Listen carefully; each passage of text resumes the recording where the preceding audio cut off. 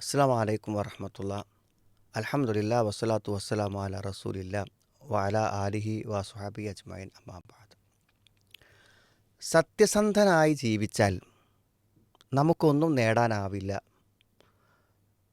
എന്ന് പലപ്പോഴും പൊതുവെ ആളുകൾ പറയുന്ന ഒരു സംസാരമാണത്. പക്ഷെ നമ്മളൊക്കെ മനസ്സിലാക്കിയത് വമൻ യത്തഖില്ലാഹ യജ്അൽ ലഹു മഖ്റജ, നമ്മുടെ സൂക്ഷ്മതയും സത്യസന്ധതയൊക്കെ ഉണ്ടെങ്കിൽ നമ്മുടെ ജീവിതത്തിൽ അള്ളാഹു നമുക്ക് വിജയങ്ങളും തുറവികളും റിസ്ക്കും ഉപജീവനമൊക്കെ തരുന്നാണ് നമ്മൾ മനസ്സിലാക്കിയിട്ടുള്ളത്. സത്യത്തിൽ കണ്ണുകൾ നിറഞ്ഞു പോയ വളരെ വൈകാരികമായി തോന്നിയിട്ടുള്ള ഒരു കാര്യം വായിച്ചു. ഒരു കഥയാവാം, ഒരു സംഭവമാകാം, എന്തായിരുന്നാലും കാര്യമാണ്. അതായത് അയാളൊരു വക്കീലാണ്, അഡ്വക്കേറ്റാണ്. അപ്പോൾ അയാൾ കുറേ കാലമായിട്ട് പ്രാക്ടീസ് ചെയ്യണതാണ്. പക്ഷെ വലിയ സാമ്പത്തിക നേട്ടങ്ങളൊന്നും അയാൾക്കില്ല. അപ്പോൾ എപ്പോഴും അയാളുടെ ഭാര്യ അയാളോട് പറയും, നിങ്ങളിങ്ങനെ സത്യസന്ധതയും ന്യായവും നീതിയും പറഞ്ഞ് ഈ ക്ലയൻസിനോടൊന്നും പൈസ ഒന്നും വാങ്ങാതെ നിങ്ങളിങ്ങനെ സേവനം ചെയ്താൽ നമ്മളെ കഷ്ടപ്പാട് ഒരിക്കലും തീരൂല എന്ന് ആവർത്തിച്ച് ഭാര്യ അയാളെ ഉപദേശിച്ചു കൊണ്ടിരിക്കും. അപ്പോൾ അയാൾ ക്ഷമയോടുകൂടെ കേൾക്കും.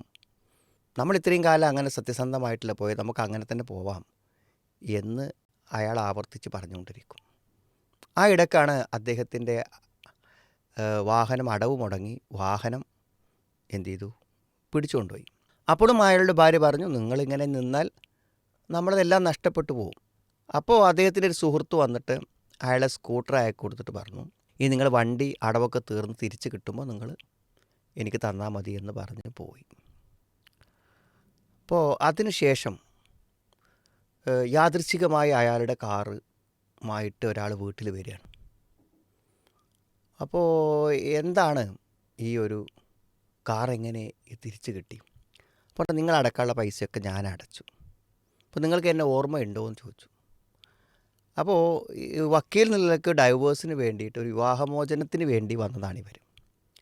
അപ്പോൾ വിവാഹമോചനത്തിന് വേണ്ടി വന്നപ്പോൾ അവരോട് പറഞ്ഞ് ഉപദേശിച്ച് കൊടുത്ത് അവർ രണ്ടുപേരും ഒന്നിച്ച് ജീവിക്കാൻ വേണ്ടി തീരുമാനിച്ചു.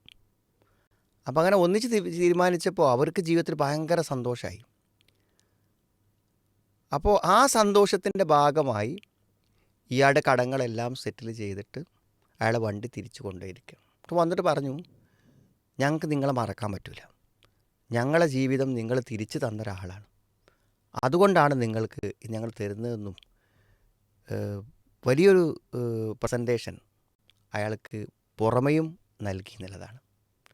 ഇതെന്തോ ആവട്ടെ, ഒരു കഥയാവട്ടെ, സംഭവമാവട്ടെ, എന്തോ ആയാലും നമ്മൾ മനസ്സിലാക്കേണ്ട ഒരു കാര്യം, അനർഹമായത് നമ്മൾ ഒഴിവാക്കുമ്പോൾ, ന്യായമായും നീതിയോടുകൂടി നമ്മൾ ജീവിക്കുമ്പോൾ,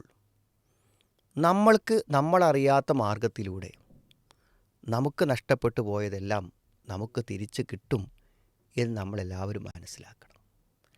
എന്നാൽ അന്യായമായും അവിഹിതമായും നമ്മൾ സമ്പാദിക്കുന്നതെല്ലാം നമുക്ക് നിലനിൽക്കുമെന്നതിന് എന്തൊരു ഉറപ്പാണുള്ളത്? നമ്മുടെ കയ്യിലുള്ള പണം നമ്മളുടെ അടുത്ത് നിന്ന് എത്രയും പെട്ടെന്ന് അത് നമ്മളിൽ നിന്ന് തിരിച്ചു വാങ്ങാനും, ഒന്നുമില്ലാത്ത നമ്മളെ അന്നഹൂഹുവ അഗന വാക്കന, അവൻ ഐശ്വര്യവാനാക്കും, അതേപോലെ നമ്മളെ ദരിദ്രമാക്കും. രണ്ടിനും അള്ളാഹുവിന് കഴിയുമെന്നുള്ളതാണ്. ഇപ്പോൾ നമ്മളെപ്പോഴും കൈക്കൂലി വാങ്ങാതിരുന്നാൽ, അല്ലെങ്കിൽ അന്യായം ചെയ്യാതിരുന്നാൽ, നുണ പറയാതിരുന്നാൽ, ഇങ്ങനെയൊക്കെ ചെയ്താൽ നിങ്ങളൊക്കെ എവിടെ എത്താനാണ് ഇന്നത്തെ കാലത്ത് എന്ന് നമ്മുടെ കുടുംബാംഗങ്ങളും ഭാര്യയും ബന്ധുക്കളും സുഹൃത്തുക്കളും എല്ലാം നിൻ്റെ സത്യസന്ധത കൊണ്ടാണ് നീ ഈ കോലത്തിലായത് എന്നൊക്കെ നമ്മളോട് പറഞ്ഞാലും, നമ്മുടെ നീതിബോധവും നമ്മുടെ സത്യസന്ധതയും നമ്മൾ കൈവിടാതിരുന്നാൽ അത് നമുക്കൊരിക്കലും നഷ്ടമാവില്ല എന്നതാണ് യഥാർത്ഥത്തിൽ ഈ സംഭവം അല്ലെങ്കിൽ ഈ കഥ നമ്മളെ പഠിപ്പിക്കുന്ന ഏറ്റവും വലിയ പാഠം. അള്ളാഹു നമ്മളോടൊപ്പം, ഇന്നല്ലാഹു മഅൽ മുഹ്സിനീൻ, അള്ളാഹു സുഹൃതം ചെയ്യുന്നതിനോടൊപ്പം അള്ളാഹു ഉണ്ടാവും. അതുകൊണ്ട് മറ്റുള്ളവർക്ക് സേവനം ചെയ്തും സഹായങ്ങൾ ചെയ്തും നമ്മുടെ ജോലിയെ ഒരു സേവനമായി നമ്മൾ കാണുകയും അതുമൂലം നമുക്കുണ്ടാകുന്ന എല്ലാ നഷ്ടങ്ങളും നമുക്ക് പരിഹരിച്ച് കിട്ടുമെന്നുള്ള ആത്മവിശ്വാസവും വളരെ പ്രധാനമാണ്. നമ്മുടെ ജീവിതത്തിൻ്റെ ഏറ്റവും വലിയ വിജയം അള്ളാഹുവിനെ സൂക്ഷിച്ച് ജീവിക്കുന്നതിലാണെന്ന് നമ്മളെല്ലാവരും മനസ്സിലാക്കണം.